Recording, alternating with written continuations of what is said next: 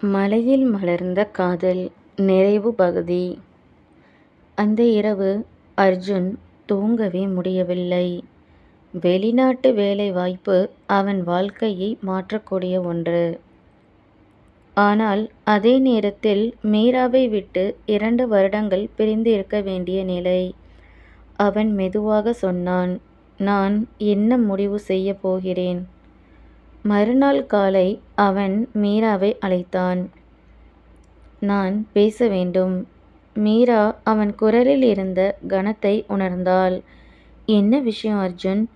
அவன் எல்லாவற்றையும் சொன்னான். வெளிநாட்டு வேலை, சம்பளம், 2 வருட ஒப்பந்தம் என அனைத்தையும் சொன்னான். மீரா அமைதியாக இருந்தாள். சில நொடிகள் கழித்து மெதுவாக கேட்டாள், நீ போகணுமா? அர்ஜுன் தலை குனிந்தான். எனக்கு தெரியல.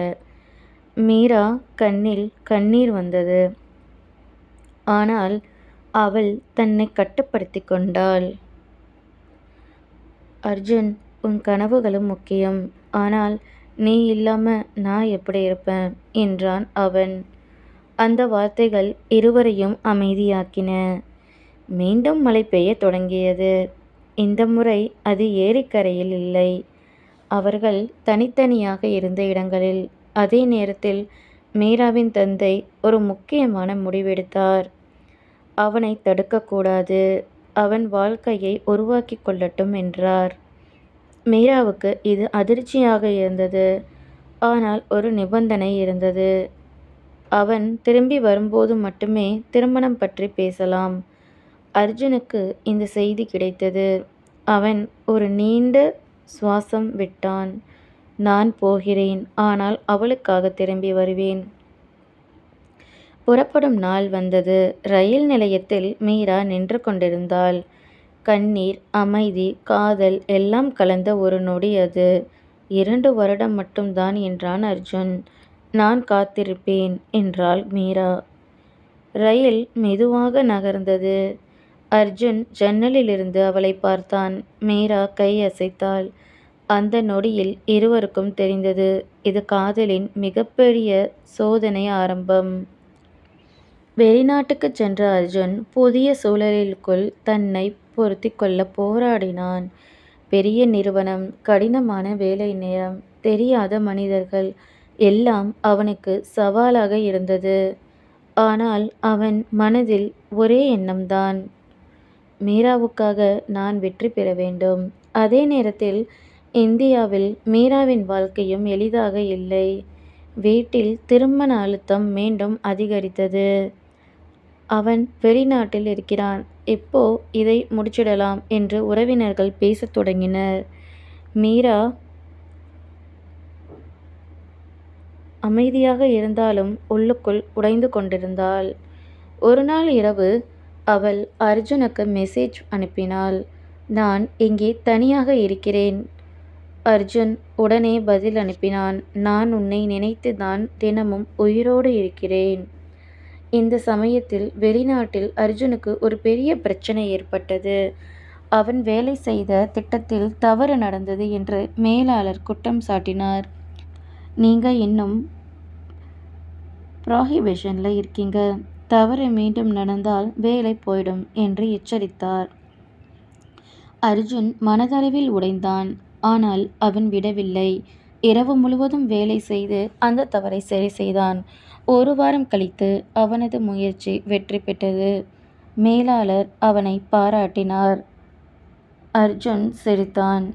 ஆனால் அவன் மகிழ்ச்சி முழுமையாக இல்லை. ஏனென்றால் அவன் மனதில் மீரா இல்லை என்று வெறுமை இருந்தது. இந்த நேரத்தில் மீராவுக்கு ஒரு ஷாக்கிங் விஷயம் நடந்தது. அவளது குடும்பம் அவளுக்கு ஒரு நிச்சயதார்த்த தேதி ஃபிக்ஸ் செய்தது. அவள் அதிர்ச்சியில் உறைந்தாள். நான் யாரையும் திருமணம் செய்து கொள்ள மாட்டேன் என்று முதல் முறையாக கத்தினாள். அந்த செய்தி அர்ஜுனுக்கு சென்றது. அவன் உடனே அழைத்தான். என்ன நடந்தது? மீரா அழுது கொண்டே சொன்னாள். அவர்கள் என்னை ஃபோர்ஸ் பண்றாங்க. அர்ஜுன் கண்களை மூடினான். ஒரு முடிவு எடுக்க வேண்டிய நேரம் வந்துவிட்டது. அவன் மெதுவாக சொன்னான், நான் திரும்பி வருகிறேன். அர்ஜுன் அந்த வார்த்தையை சொன்னதோடு நிறுத்தவில்லை. நான் உடனே இந்தியா வருகிறேன். அவன் எடுத்த முடிவு திடமானது. வெளிநாட்டில் இருந்த வேலை ஒப்பந்தத்தை விட்டுவிட்டு அவன் விமானம் ஏறினான். மனதில் ஒரே எண்ணம், மீராவை இழக்கக்கூடாது. இந்தியாவில் மீராவுக்கு நிச்சயதார்த்த ஏற்பாடுகள் தீவிரமாக நடந்து கொண்டிருந்தன. அவள் உள்ளுக்குள் உடைந்து கொண்டிருந்தாள். என்னால் முடியாது என்று பலமுறை அழுதாள். அந்த நாளில் திருமண பேச்சு நடைபெறும் வீட்டில் எல்லோரும் கூடியிருந்தனர். மாப்பிள்ளை குடும்பமும் வந்திருந்தது. மீரா அமைதியாக இருந்தாள். ஆனால் அவள் மனம் புயலாக இருந்தது. அதே நேரத்தில் வெளியே ஒரு கார் நின்றது. அர்ஜுன் இறங்கினான். மழை மெதுவாக பெய்யத் தொடங்கியது. அவன் நேராக வீட்டிற்குள் வந்தான். நான் மீராவை பார்க்க வந்திருக்கிறேன். அறையில் சலசலப்பு ஏற்பட்டது. மீராவின் தந்தை எழுந்தார். நீ எப்போ?